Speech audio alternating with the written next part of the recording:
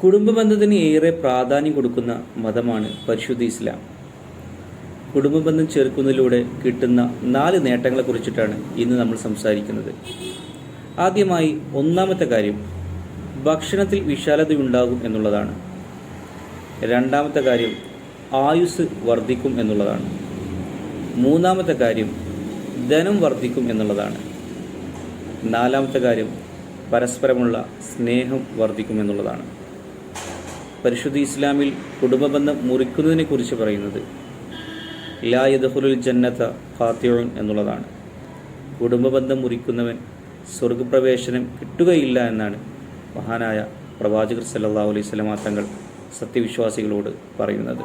ദാനം കൊടുക്കുന്ന സമയത്ത് അഥവാ സ്വതക്ക കൊടുക്കുന്ന സമയത്ത് കുടുംബക്കാരെ പ്രത്യേകം പരിഗണിക്കണമെന്ന് പരിശുദ്ധ ഇസ്ലാം പഠിപ്പിക്കുന്നുണ്ട്.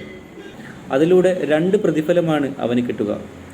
ഒന്ന് സ്വതക്ക ചെയ്ത കൂലിയും, രണ്ടാമത്തേത് കുടുംബബന്ധം പുലർത്തിയ കൂലിയും. അല്ലാഹു സുബ്ഹാനഹു വ തആല നമ്മുടെ കുടുംബബന്ധങ്ങൾ കൂടുതൽ സുദൃഢമായി മുന്നോട്ട് കൊണ്ടുപോകാൻ തൗഫീഖ് നൽകി അനുഗ്രഹിക്കട്ടെ.